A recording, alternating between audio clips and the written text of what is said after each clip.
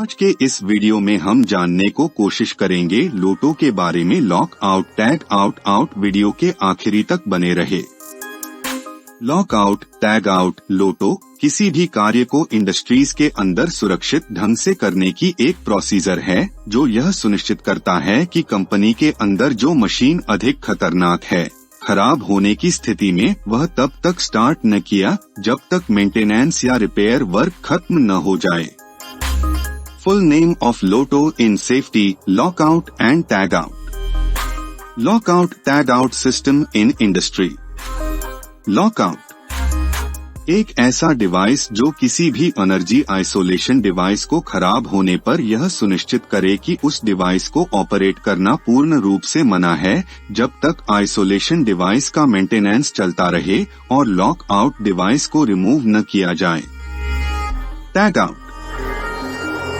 Energy isolation device पर लगा tag out device यह संकेत देता है कि आइसोलेशन डिवाइस और सिस्टम को कंट्रोल किया जा रहा है और यह तब तक ऑपरेट नहीं किया जा सकता जब तक टैग आउट डिवाइस को रिमूव न किया जाता है। H2S gas properties, effects, hazards, precautions.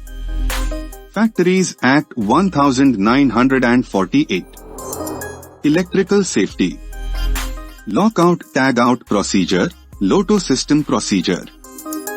Lock out और टैग आउट के यहाँ 8 स्टेप को बिंदुओं के माध्यम से समझाया गया है जिसे फॉलो कर हम आसानी से हाई रिस्क वाले स्थान पर कार्य के दौरान होने वाले खतरों से आसानी से बच सकते हैं। तो आइए उन बिंदुओं को जानने की कोशिश करते हैं।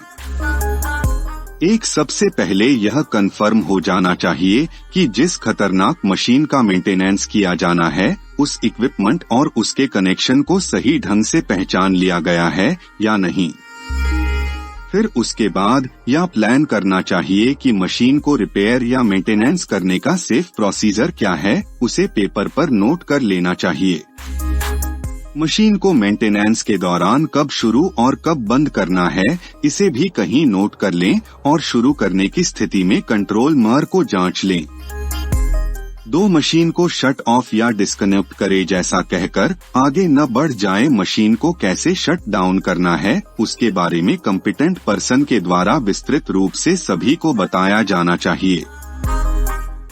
दूसरे शब्दों में आप कह सकते हैं कि मशीन के शटडाउन का निर्देश विस्तृत होना चाहिए।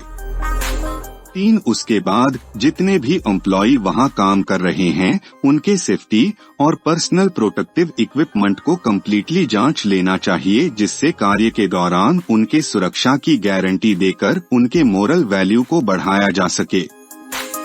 4, जब किसी भी खतरनाक मशीन का मेंटेनेंस किया जाना हो तो वहां जितने भी एम्प्लॉय काम करने वाले होते हैं और उससे प्रभावित होने वाले व्यक्तियों की लिस्ट बनाएं और उन्हें इन्फॉर्म करें और उन्हें मशीन के मेंटेनेंस के समय के बारे में जरूर बताएं।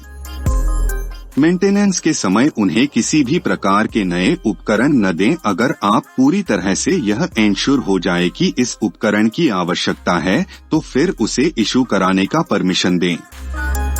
5, जहां मेंटेनेंस होने को है वहां सुनिश्चित हो लें कि प्राथमिक ऊर्जा स्रोत जैसे वाटर, स्टीम, इलेक्ट्रिसिटी और कंप्रेस्ड एयर उपलब्ध है या नहीं। जो टेक्नीशियन काम करने के लिए जा रहे हैं उन्हें इन सभी प्राइमरी सोर्सेज रखरखाव के बारे में पूर्ण जानकारी है या नहीं। अगर नहीं पता हो तो उसे विस्तृत जानकारी उन्हें उपलब्ध कराएं और सेटिस्फैक्शन के स्थिति में ही उन्हें अंदर काम करने के लिए जाने दें। 6, जब मैकाइन का मेंटेनेंस कंप्लीट हो जाए तो और लॉक आउट सक्सेस हो जाए तो ऐसे में मशीन या आइसोलेशन एनर्जी डिवाइस को शुरू करने से पहले यह जांच लेना चाहिए कि कोई भी तो व्यक्ति ऐसा नहीं बचा है जो एनर्जी डिवाइस शुरू होने की स्थिति में कहीं चोटिल तो न हो जाए। 7, आइसोलेशन डिवाइस को शुरू करने से पहले यह पूर्ण रूप से जांच लेना चाहिए कि रिपेयरिंग के समय स्विचेस के साथ जितने भी इक्विपमेंट खोले गए थे वह अपने पोजीशन पर फिट कर दिए गए हैं या नहीं। इसके साथ यह भी जांच लेना होता है कि जो वेरिफाइड लॉक आउट और टैग आउट रिपेयरिंग के समय लगाया गया था वह एक्सपर्ट टीम के द्वारा बाहर निकाल लिया गया है या नहीं। जब पूर्ण रूप से सुनिश्चित हो लें फिर उसके बाद आइसोलेशन डिवाइस को शुरू करें।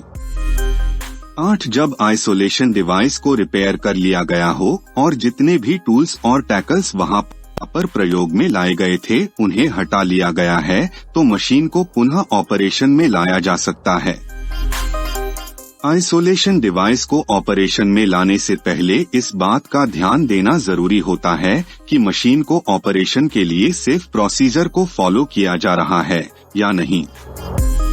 कभी कभी आपके मशीन के इनलेट खोलने से पहले आइसोलेशन मशीन के वाल्व को खोलने की आवश्यक हो जाता है, क्योंकि कई बार उसमें अप्रत्याशित जगह से वाटर या स्टीम जाने की जगह होता है और उसी रास्ते से चला जाता है और उसे निकालना आवश्यक हो जाता है।